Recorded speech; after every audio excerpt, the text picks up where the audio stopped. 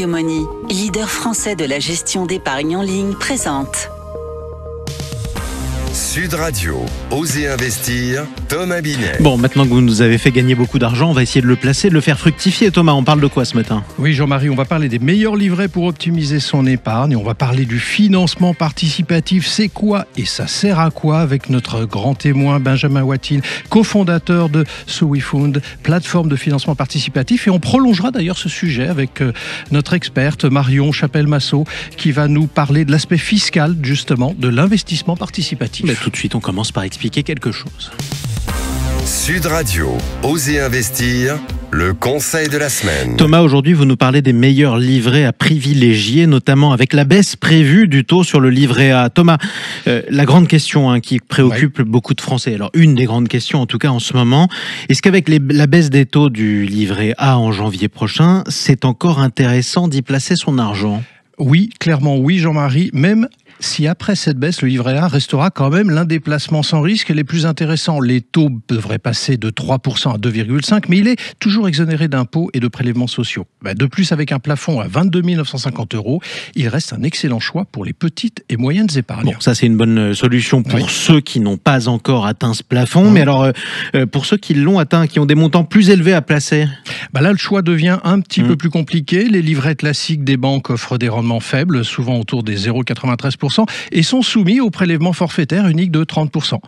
C'est pourquoi il faut se tourner, Jean-Marie, vers des alternatives comme les banques en ligne ou spécialisées. Bon, c'est là que vous allez nous les présenter, Thomas. Ces alternatives, où est-ce qu'on peut en trouver avec des taux intéressants ? Alors, il y a des offres très compétitives, en particulier chez les banques spécialisées et les plateformes d'épargne en ligne. Par exemple, des établissements comme Distingo Banque ou Meilleur Taux Placement proposent des taux promotionnels de 4% sur 2 à 3 mois pour des montants allant jusqu'à 200 000 €. Cashbee, de son côté, par exemple, offre même 5% sur 2 mois, un taux très attractif pour ceux qui veulent maximiser leur épargne sur une très courte période. Bon, ça c'est assez intéressant quand même, mais alors c'est pas des offres éternelles, je suppose, c'est des promotions ? Effectivement, et ces taux promotionnels sont réservés aux nouveaux clients et durent généralement de quelques semaines à quelques mois. Après cette période, le taux standard s'applique, qui est généralement autour de 2,5 à 2,75%. Mais ces offres restent intéressantes car elles sont bien supérieures au rendement des livrets classiques. Ouais, c'est presque le double, plus du double même.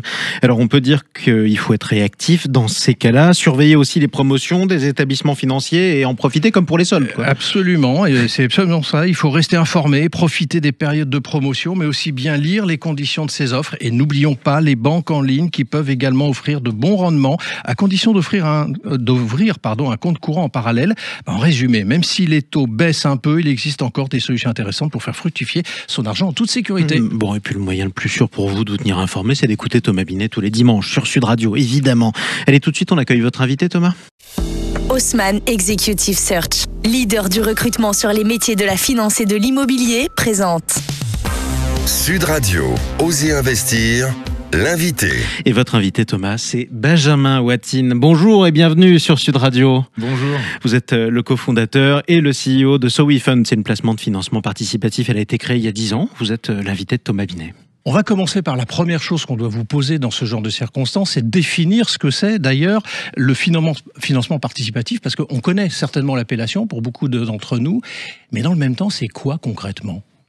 Alors, il y a plusieurs formes de financement participatif. Vous avez le don avec ou sans contrepartie, le prêt avec ou sans intérêt. Mais là, aujourd'hui, on va parler d'investissement dans le non-coté. Et donc, c'est de rendre accessible l'investissement aux Français au capital d'entreprises plus ou moins innovantes. Jean-Marie a commencé à le dire, votre société a été créée il y a 10 ans. Ça représente quoi aujourd'hui comme structure ?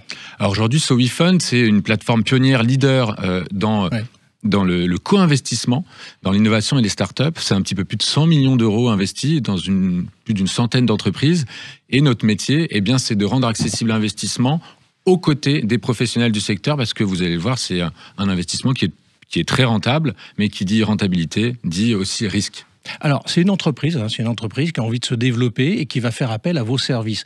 Concrètement, comment se passe son parcours pour pouvoir faire appel à ce financement participatif ? Alors, ces entreprises, en fonction de leur stade de développement, vont avoir besoin de financement. Et nous, notre métier, ça va être, avec nos équipes d'analystes, d'identifier, de dénicher les meilleures entreprises. Alors, on va en recevoir, nous, chaque année, 2000 par an, naturellement. Vous avez 2000 dossiers par an qui nous sont envoyés directement, mais on va aller en chercher avec nos analystes 2000 de plus, donc sur 4000 dossiers. on va en présenter seulement une quarantaine à notre communauté d'investisseurs. Et cette communauté sont des membres inscrits sur la plateforme qui sont au nombre de 140 000 aujourd'hui. Alors, c'est intéressant, je vais rester sur ce point-là. Vous en retenez que 40 sur 4 000, donc concrètement.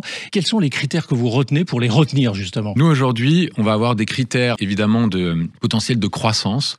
Donc, leur potentiel de croissance, le chiffre d'affaires généré. Oui. Avant toute chose, il faut faire très, très attention à l'équipe. Et une fois qu'on a validé tous ces critères, c'est aussi l'impact qu'elle va avoir sur la société. Est-ce qu'elle va avoir un impact positif? Parce que notre communauté va y être très sensible. Et une fois qu'on va présenter ces dossiers, eh bien, à notre communauté, c'est notre communauté qui va prendre sa décision d'investissement. Donc, mais ces projets, ça peut être des projets de tout stade de développement. On va avoir un exemple récemment, peut-être qui va parler. On vient de lancer Michel Simès, qui est l'animateur et médecin que beaucoup de Français connaissent, vient de nous confier avec ses associés son opération de financement participatif sur So WeFund pour lancer sa chaîne aux côtés d'investisseurs professionnels. Et là, l'idée, c'est qu'il lance sa chaîne d'information dans la santé et le bien-être. En dehors de ce type d'exemple, quels sont concrètement les types d'entreprises qu'on peut trouver à financer si on va sur votre site ou si on s'intéresse au financement participatif de façon plus large? Alors, comme il faut diversifier, c'est le maître mot dans l'investissement, vous allez avoir accès à des sociétés très jeunes, donc le lancement d'une chaîne comme Mieux, jusqu'à des entreprises beaucoup plus matures, comme une société comme Équateur chez nous, qui est un distributeur d'énergie,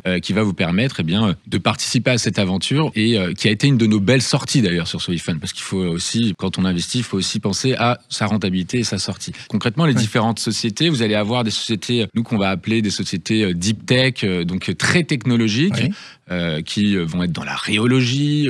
Vous allez avoir des sociétés donc assez jeunes, l'Uni, la petite fabrique à histoire pour ceux qui ont des enfants, qui a été financée aussi sur So WeFund, qui a fait une très belle opération chez nous. Et puis des dossiers plus matures en fonction du stade de développement qui vont avoir plus ou moins réalisé d'ores et déjà du chiffre d'affaires, de la croissance, des nouveaux tours de table. Assez rapidement, j'ai quelques petites questions à vous poser. Quels sont les avantages pour les entreprises qui ont recours à vos services? Au-delà du financement, c'est aussi la possibilité pour certaines d'entre elles, et on prenait l'exemple d'Équateur, d'engager une communauté de clients, de fournisseurs, de partenaires dans l'aventure. Aujourd'hui, c'est plus que de l'argent, c'est la possibilité pour elles de faire vraiment une grande campagne publique de communication, mais aussi d'engager des communautés, ce qui est très important aujourd'hui de plus en plus. Ça devient plus des consommateurs, mais des actionnaires. L'actionnaire, justement, il doit mettre combien en ticket d'entrée s'il veut rentrer sur une solution comme vous la proposez? Alors ça dépend des projets. Mais c'est à partir des projets exactement, mais c'est à partir de quelques centaines d'euros, et cela jusqu'à quelques centaines de milliers d'euros. On va regrouper de toutes les manières tous ces actionnaires dans un véhicule qui va rendre très très fluide cet investissement. Ultime question en quelques mots, est-ce qu'il y a un point de vigilance à avoir en tête quand on veut investir sur ce type de solution? Déjà, il faut essayer de connaître et d'apprendre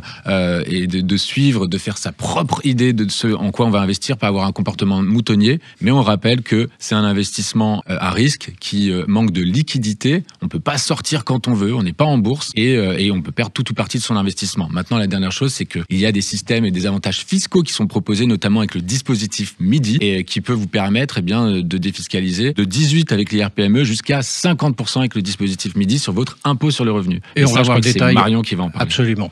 Eh ben, on va en parler dans un instant. Merci beaucoup, Sébastien, d'être intervenu sur Sud Radio. Pardonnez-moi, je vous ai appelé Sébastien. Mais écoutez, merci beaucoup, Benjamin, d'être intervenu sur Sud Radio. Vous êtes le président de So WeFund. Ça, je le rappelle, ça, on est bon? Merci. Voilà, c'est parfait. Tout de suite, justement, on explique quelque chose. Sud Radio, osez investir. Le coin de l'expert. Mais à culpa, ça arrive. Parfois, on m'appelle Jean-Marc, vous savez.